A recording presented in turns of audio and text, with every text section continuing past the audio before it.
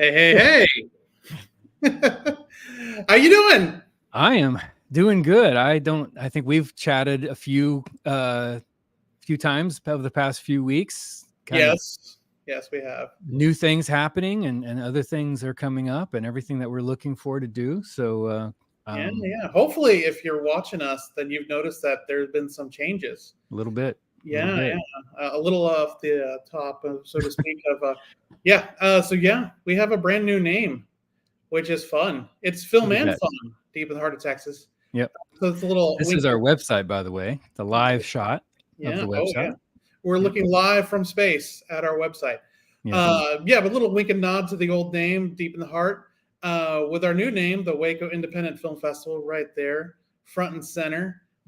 Muy bonito. Samuel, why did we do such a thing? Why did we change the name of the festival? Well, that's a good idea. That's a good question. And it was a good idea, actually. So, the way I understand it, no. What you told me to say is no. Waco has an interesting history, and yet it is something that has really just been an amazing story. And as much as we wanted to represent deep in the heart of Texas, in this area being the heart of Texas, we were realizing that our Waco community is just so strong that we really wanted to have that as a touch point, as well as independent being huge about who we are, what we're about for the filmmakers. So Louis, I'll let you jump in on the independent. Yeah, I mean, I think you said it really well. When people have asked us about, what does deep in the heart mean? And we've always talked about how, storytelling is deep in the heart of what we do, right? And so storytelling has always been important. And I think as people have gotten to know us and gotten to know the festival, gotten to know what we program, story is very important. But also, I think we have lost a little bit of understanding the community, or actually getting people to understand it's about community and it's about the independent community, right? And so from people from out of state, you say deep in the heart, it's kind of harder to geolocate exactly what we're talking about. So we wanted to be very precise that we serve this community and that we bring excellent filmmaking to this community and independent voices. And we've always talked about our whole purpose is to bring our two communities together, the local community and the film community. And so for that the name just does it much better. Waco Independent, we're bringing them together. And still one of your lines, you always say it's also film and festival, right? So it's not just about the movies, it's about the parties. So all four words are thoroughly thought through. It's cohesion, exactly, of the four important things to our event. It's about Waco, it's about independence, it's about film, it's about festival, bringing it all together. And as you guys will notice from all of our usernames, all of our website and everything, we are going with the shortened version being Waco Indie. We love that. It still captures everything we're trying to do. We don't want to do the initials anymore. We're going to stick with Waco Indie. Yeah, because I mean, I got to admit, even with Deep in the Heart, it got a little clunky. It was sometimes DITHFF, and that's or DITH or DITH. Some people shortened it to DHFF. It was just like it was a free for all. And so Waco Indie is nice and short. It makes a nice little hashtag out there. And it really still commits to what we're talking about, being about Waco, being about indie voices, things like that. So we just felt like it's been worth the while changing it to it. Yeah. Yep. And as you can see, we've changed pretty much everything. Even on Film Freeway, we're the Waco Independent Film Festival. Yep. You can basically hit there using filmfreeway.com/Waco Indie. Same thing. You can go to both of our Instagrams and Facebook, and we are Waco Indie there. And I'll do a quick switch over for that. That's Instagram, beautiful, and boom. Yeah. So, and the thing is, if you really still want to apply to the Deep in the Heart Film Festival, just go to our website, deepintheheartff.com. It will say, me and the Waco Indie Film Festival, and it'll send you straight to put you right there. Exactly. So, even if you still got deep in your heart, it's still part of the festival. It's still part of the experience. This year is all about film and fun, deep in the heart of Texas. So keep that in mind. And we'll bring this up a little bit later, but we still have our script awards program, which is called Deep in the Heart still. Yep. Yep. Right now it's still deep in the heart. Exactly. And we're excited to say that Ben Tedesco is going to be joining us later in this broadcast to talk about winning the Made Deep in the Heart screenplay grant and what that means for him and what that can mean for you as a writer, for next year, or 2022. Yeah, coming up soon. Oh my God, September. When did that happen? Jeez, the year's flying by. Okay. Anyway. All right, so we've chatted for about 5 minutes. I think it's about time to bring on our first guest. What do you think, Samuel? Oh yeah, I'll bring her on right now. Hey, Anna. So hey, Anna Baumgarten. She is the writer and director of Disfluency, which won our festival film. It was our best feature film at the fest this year. So welcome, round of applause. Yay. Thank you for joining us. Thank you so much for having me. Awesome. All right. So for anyone who missed the film while I was at the festival, can you tell us a little bit about your film, what it's about? Yes, absolutely. So I had the pleasure of attending the festival this year, and I just want to say it was one of my favorites on our festival run. I mean, we've been in 20 plus festivals at this point, so congrats on that, and thank you. And congrats on the name change and all of these things. Yeah, thank you. Mm-hmm. So Disfluency, it's a coming of age story. It follows Jane, who fails to graduate. She fails her last college class and can't graduate on time, and goes home for the summer to kind of regroup at her parents' lake house and reconnects with family and friends in the area. And that ability to reconnect and relax helps her come to terms with the trauma that derailed her senior year. Yeah, it is a very powerful film. It's one of, I think when we saw it in our screenings, we were like, wow, this is one that we really, really have to have. Yeah. It was amazing. And not to give everything away, but there is a certain scene where the main character is talking to one of her best friends, and they're on the dock, and it is so powerful. And the most powerful thing about it is the silence in the scene. Because, a lot of times you have like big swelling music, orchestral kind of things, and here it feels so intimate and just really well done. I am so proud of the work you did there. I think it's fantastic. Thank you. So I have to tell you that while the film was here, we made some connections. We have some connections with Baylor University, and I know that the speech pathology department all heard about the film before the screening. So there was a bunch of members from that department here, sold on the name alone. And then they wanted that's great. That, and then they fell in love with the film. So tell us, now that I've sold that, what does Disfluency mean, and how does that apply to the film? Yes, so that's really cool to hear. I didn't know about like the Baylor speech department. That's really cool. Yeah. I love to connect with audiences who really connect with the film, so that means a lot. So to get into it, Disfluency it's pulled from. So speech disfluencies are what I'm doing right now, which is not talking very fluently. And natural speech disfluencies occur in our everyday language. So there's like utterances where you kind of stumble over your words, pauses.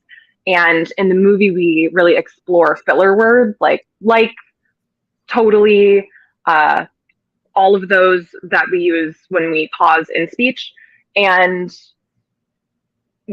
Disfluency is usually, like when it's talked about a lot in stuttering and childhood development, but the focus on this is normalized speech disfluencies in our daily lives. And while Jane, the character, is looking at all of these words, she puts together a study so that she can graduate and get her credits. She is recording all of her peers and the people around her and like listening back to what they're saying and what the filler words they are using. And Jane's filler word is sorry throughout the film, which is brought to her attention later on. But yeah, just wanted to dive into that. I love that motif. I love that idea because I feel like it applies in toto of the entire film. Because for like you mentioned, for Jane, it's all about this hiccup that happened in her life, and it's not going to necessarily define her whole life.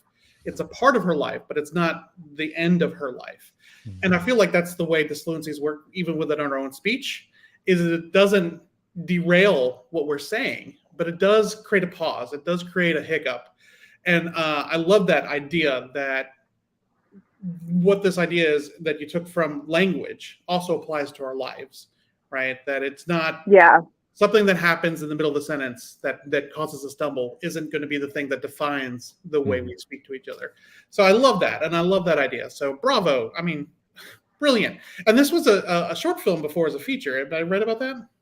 Yes. So it started out as a short film that I wrote like right out of college. And I connected with my now very dear friend, Laura Holiday, who directed it. So I wrote and produced the short film. And the whole story is a reflection on an experience, a traumatic experience that I had when I was in college. And I didn't feel like I was quite ready to step into a directing role with the content. I fully believe that you should write scars, not wounds. And it was a wound for me still at that point. Wow, so Laura came on board and she really knocked it out of the park. And it was a 10-minute short. It was the tone of the feature. It is a drama, but it does have those, fun coming of age moments in it too. And the short is like much more dramatic tone. And we're at college the whole time, where the feature takes place in the summer after her senior year.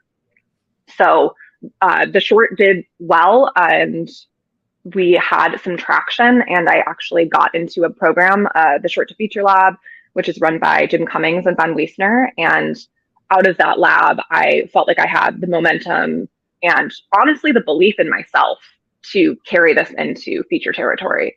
So that's kind of how the journey went from short to feature. Definitely. And you did it well, because a lot of times, and you've probably even just seen this being on the festival circuit, you'll see a short film turn into a feature and you're just like, well, there really wasn't enough there. This was packed. This was full of story. And I'm still trying to wrap my mind around what it would have looked like as a short. How did you pare it down, go backwards on that? So definitely. And I love that. Scars, not wounds. I'm going to remember that. I think that might be like a mantra for what we write in the future. So thank you for sharing that with us. That's fantastic. Yeah, absolutely. So speaking of scars, not wounds, how did you grow as an artist from going from that short to a feature? Tell us about the journey from being that short filmmaker to a feature filmmaker.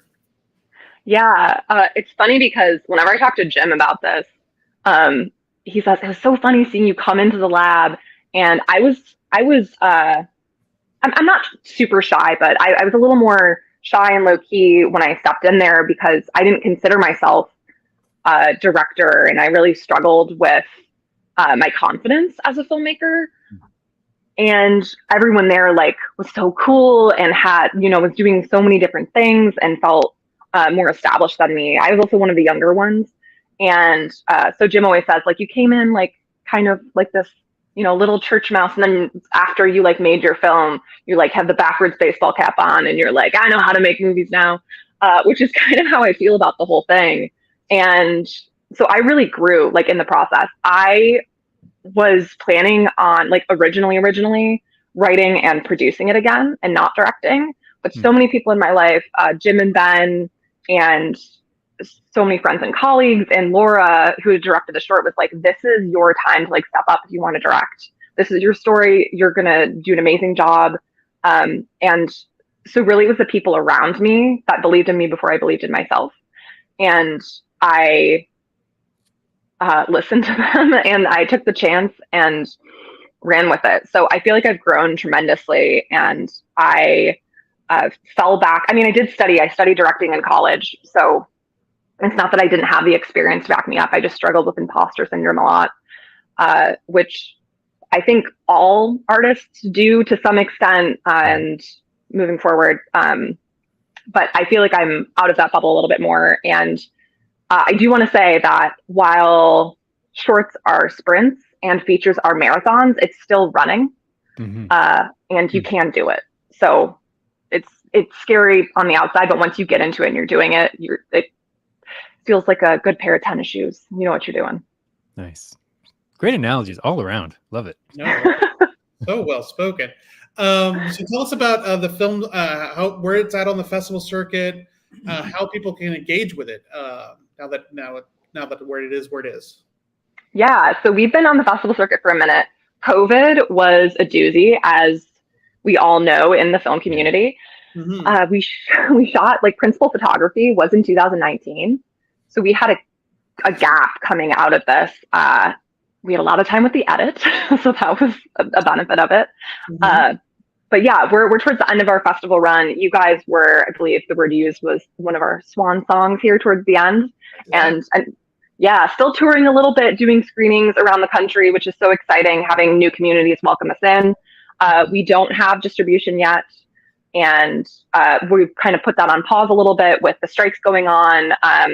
And the industry is just in a very strange place. And not only are we trying to, support the efforts of the strike and our fellow artists, but, making a deal right now would essentially be making a deal with the companies that are being struck, inevitably if we distribute with them. So we're in a bit of a holding pattern.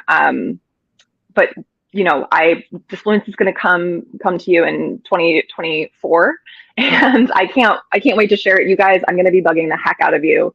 You won't even know what hit you, but you'll know, and your audience will know too. We will be so happy to promote the film. Obviously, we adored it. The judges adored it. The audiences adored it. So, yeah, thank you for sharing with us. Definitely. Yeah, thank you. Thank you so much for having me. Yeah, it was such a blessing, and we started. At the beginning of our festival run, we were there at the Austin Film Festival, and then to be back in Waco towards the end of our run just felt so full circle. Yeah, thank you so much. No, I love how the nice little bookends there.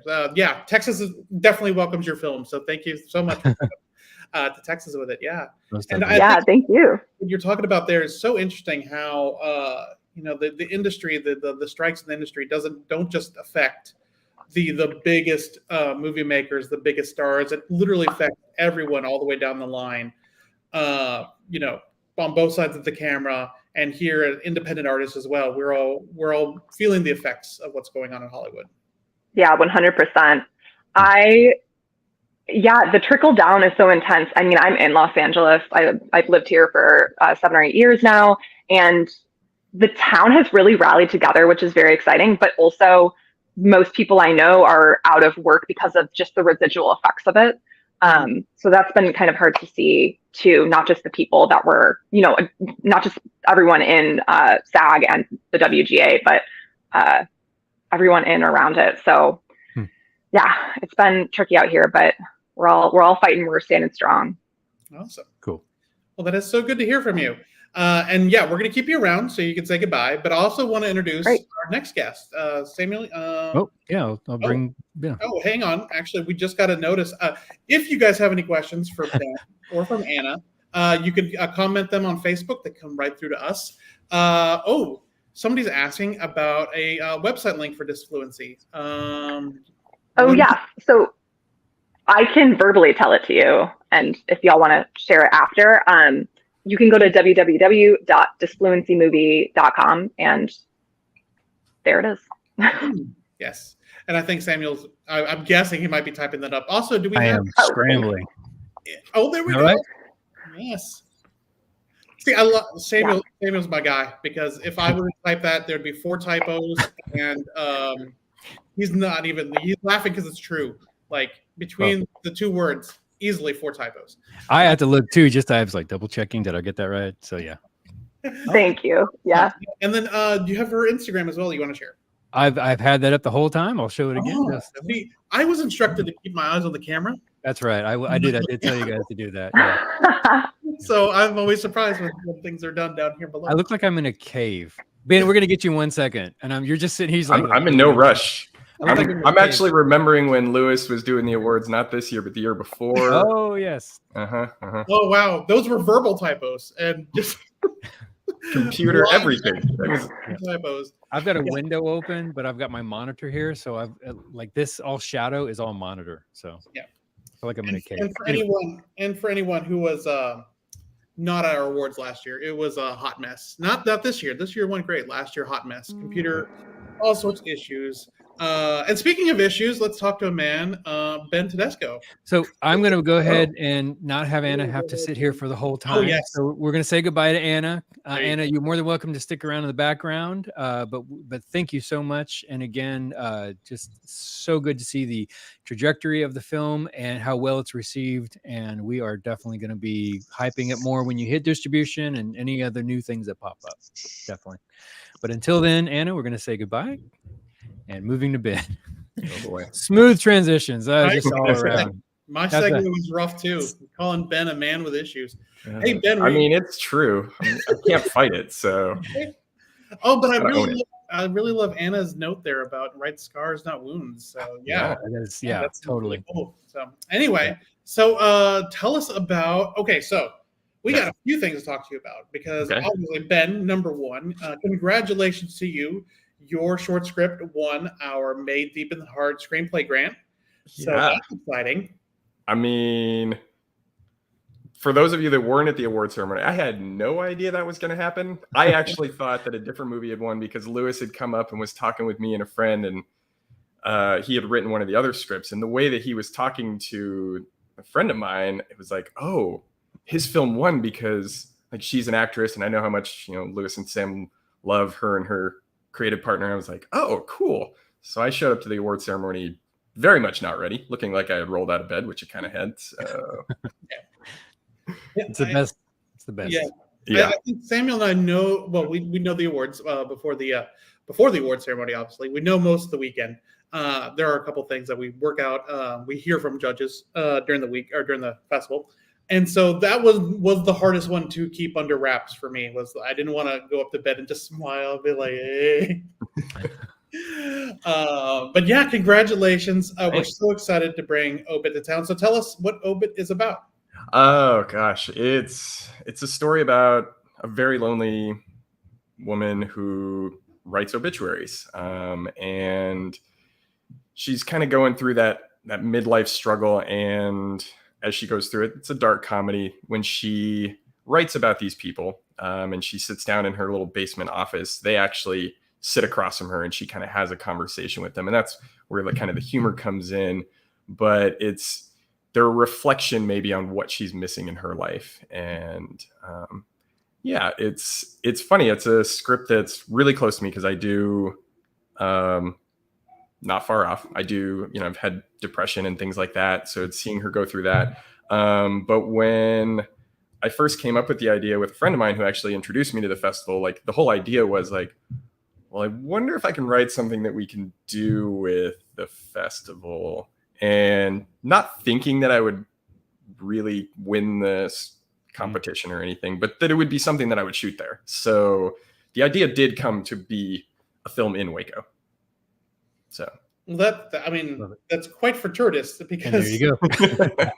that all these things came together. Yeah, and I gotta say the judges absolutely adored the concept of the film. They loved the idea of being able to communicate, and be able to resolve these things with a person opposite you that's you but not quite you, as you mentioned there. And so I feel like a lot of film is exploring these issues that are quite common for everyone, but being able to see people's interpretation of these issues on film. Yeah. So you've been to Waco a couple times. What are you most excited about bringing this production? What elements are you excited to have here? I think it's the town, really. Like I had been to Waco years ago. I'm trying to remember. It was before like maybe the 2008 Olympics, and it was like a ghost town. But then when I got brought back by a couple of friends 3 years ago, I think now, I saw so much character there that had grown around it. And this piece really it's about a character, and everybody that's in it is kind of these caricatures of something. And I feel like what better of a backdrop than a place that feels like that. Yeah. So yeah, I'm excited. It feels like it just fits in a place like Waco. Oh, that's fantastic. No, that's really awesome here.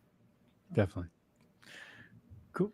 But this is not the only project you're working on. You have some other things in your pipeline. Are you able to share those? Yeah, I think so. I think we're close enough that it's probably, this will be, essentially the first time people outside of the inner circle. You're supposed to say, I brought a clip. I mean, I was really hesitant to send it to you, Samuel. I'm not gonna lie. I'm like, still maybe a couple weeks, but like, why not? Like, No. That's kind of how I've been I just doing love this how whole Lewis project. knows we've got a clip, and he's Yeah. like, "So, you have anything else?" Yeah. Well, you know, it's kind of like way back when on Conan, he'd always bring on, who was it? Was it Paul Rudd? Oh, Paul Rudd. I love it. I'm not going to do that, by the way. I couldn't do it, and I don't have the clip anyway. Bummer. And do you know what I'm talking about? I don't think we should tell anybody. I think people should just look up Paul Rudd and Conan O'Brien and let them find out. I don't want to tell anybody. There you go. No, Yes. I don't want to give it away. If you know, you know. If you don't know, go look up Paul Rudd, Conan O'Brien. Yeah, look it up on YouTube. I love assigning homework as we're doing the broadcast. But yeah, I think Samuel's about to make us all disappear for a second so we can see a little teaser. Oh boy. Do that. Here we go. Whoa, hang on. I love this. All right, here we go. It's going to be a little cold. Deep breath in and out. Breathe in and out. Again, in and out.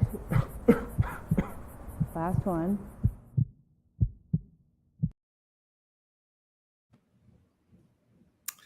So, all right, that's something. I like that the world is full of uncertainty and fear. Mm-hmm. It's not a political movie, right? No. Okay. Yeah. So tell us. I mean, maybe a little bit. If politics don't change and people don't get their act together, you know, that's kind of what the movie is set in the not too distant future, where we've kind of messed things up beyond repair. So, yeah. And it's oddly enough, it's an idea I came up with driving around from Austin to Waco last year. Was when I had the idea, and just kind of have started to run with it. Weirdly, have been talking to a lot of friends that are out of work because of the strike, and reading a lot of things, talking to some actors and people want to be working. They want to be shooting. And, you know, you do have some big actors out there right now that are saying, like, if you want to fight what the streamers are doing, what the studios are doing, then it's like support independent film, like be in independent films. There's what the outlets are going to turn into over the next few years. Who knows? There might be other distribution platforms, things like that. We'll see, because I mean, really, we got unscripted out of the last writer's strike. So it is going to reshape things. And, you know, companies that are purely independent are signing the deals because they don't want to let the studios like kind of win. So like A24 signed a deal with SAG and the WGA, right. And they're still making their films, which if you don't know who A24 is, they make incredible indie films. So yeah. I kind of made my first feature during lockdown, and as the strike kind of drug on and I was talking to more and more friends who are just desperate to make a little bit of money and be back at work and just be creative. It's like, well, can I do the same thing? Can I capitalize on a situation where people are afraid to try to do something, or they don't know how to do it? Because there's always a way to do it if you get creative. So it's, you know, we're raising the money totally independently. You know, we're not going to do probably any sort of pre-sales or anything like that. We'll just raise hard funds, shoot the film, and you know, with all hope is kind of when we're getting towards the tail end of finishing it completely production wise and maybe start going out on the festival circuit. Hopefully all this is figured out and we will know what our distribution path is from there. But yeah, it's really about just staying creative and not letting the studios and the streamers win, I guess, in a way, is because right now they do want to bottleneck so that they can scare people. And I want to keep creating things. And I know like the team I'm slowly building is in the same place. My DP, my editor, who I signed on an editor yesterday. We sat down and had breakfast, and she's super excited about it. My DP, same thing. Like has kind of been on board since I started thinking about just shooting anything. He's the one who was really pushing me. It's like, I got a brand new RES 35. It needs to get used. We should just do it. So yeah. Very cool. Very cool, man. We're definitely looking forward to more updates on that. Yeah. Obviously, that's a long road to walk down.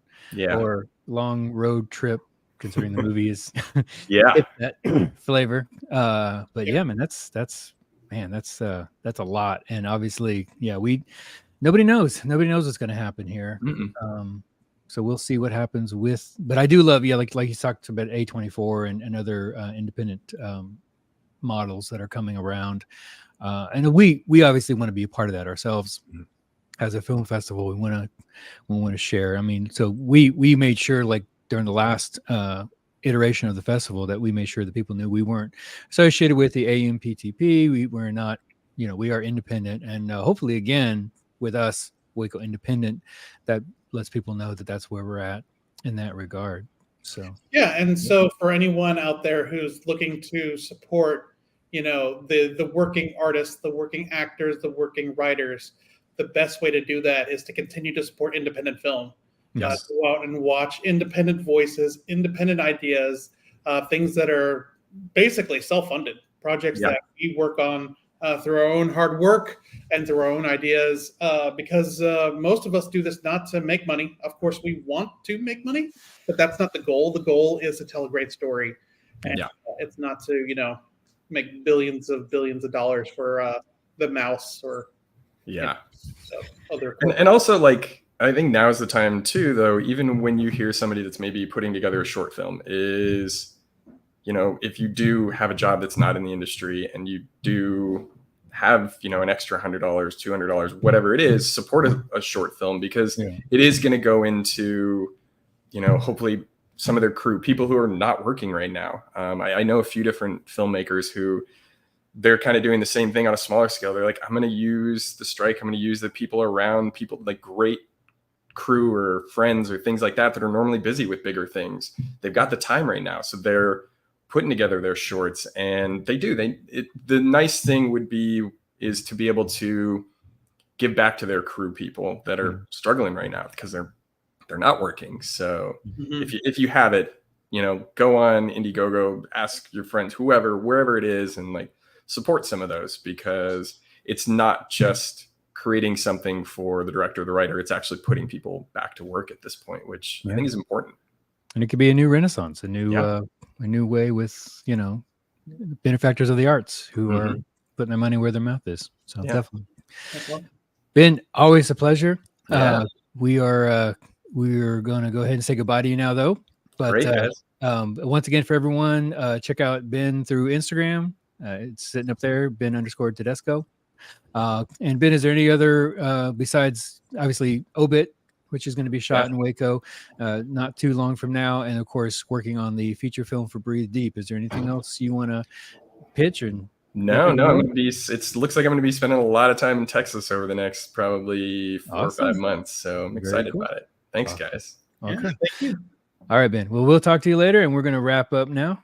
Yep. So cool. Yeah, he's talking about, filmmakers that are out there making projects, support those Indiegogo projects. If you are a filmmaker that's making one of those projects, we have a festival for you. Yes, we do. It kind of looks a little bit like this. On Film Freeway. Yeah, exactly. We hear it's pretty good. It's got a couple of laurels right there. Couple of laurels. Yeah. We are one of Film Freeway's top 100 best reviewed festivals. If you're an alum and you've been here before, it's a great time to hang out here. Not only is it really excellent filmmaking, but it's an excellent time just to hang out, meet people, get engaged with our community, because our community really does love independent film, and it really does support independent filmmaking. So definitely come out to Waco if you haven't been before. And speaking of which, just we also have the 20 great film festivals for first-time movie makers. So if you're taking this opportunity to make your first feature film or first short film, send it to us.